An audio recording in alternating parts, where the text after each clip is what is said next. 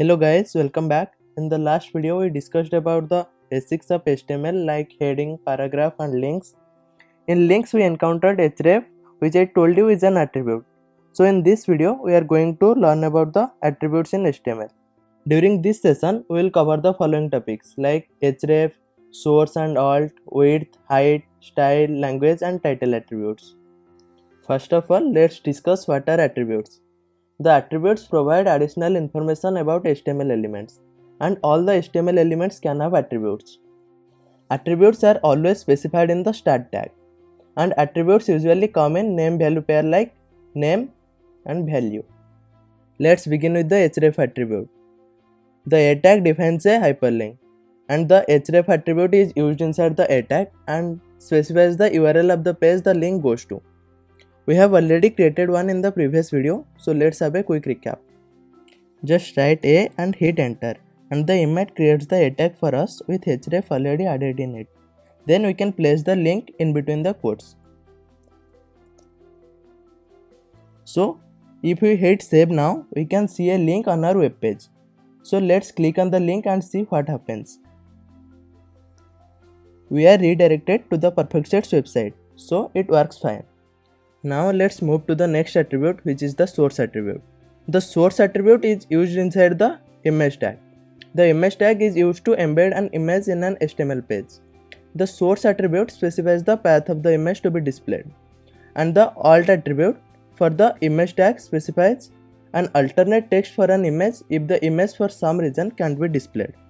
This can be due to slow connection or an error in the source attribute. So let's add an image to our page.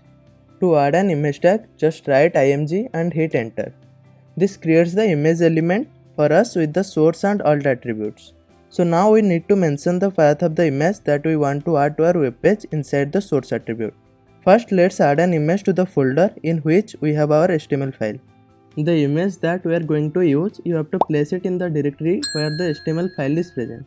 I have already copied the image, so I will paste it in this directory. I have already added an image, so you can use any random image you like.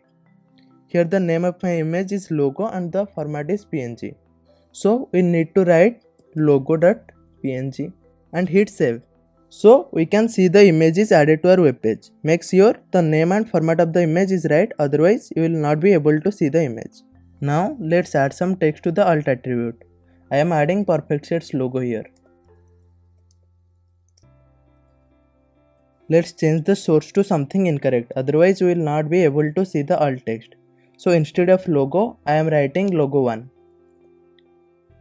which won't match with the name of the image in our directory. Then hit save.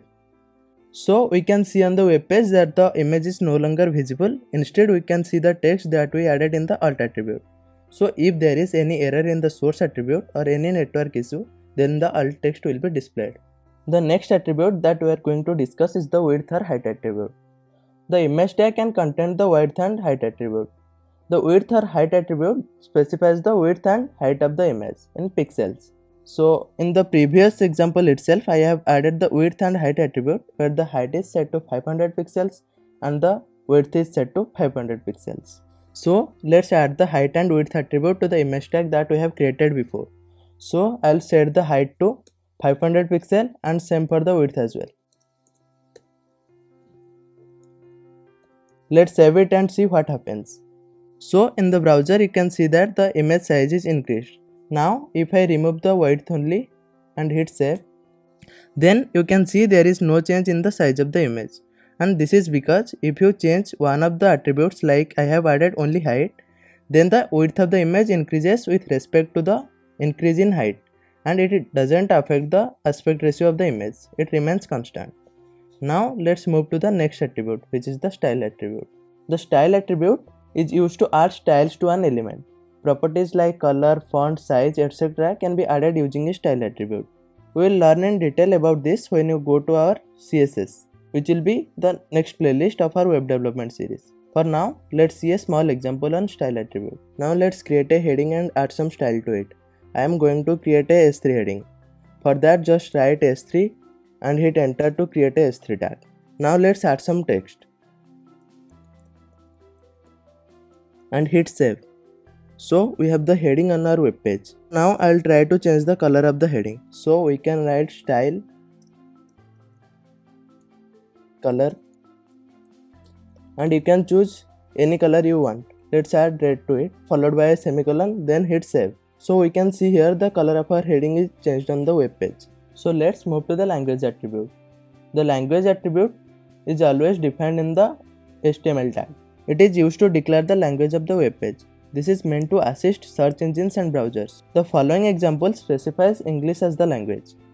Country codes can also be added to the language code in the language attribute. So the first two characters define the language of the HTML page and the last two characters defines the country. The following example specifies English as the language and United States as the country. So now if we move to our code, then we can see that when we created the structure of our HTML page using the shortcut, the language attribute is automatically added to the HTML tag. So the language of our web page is English.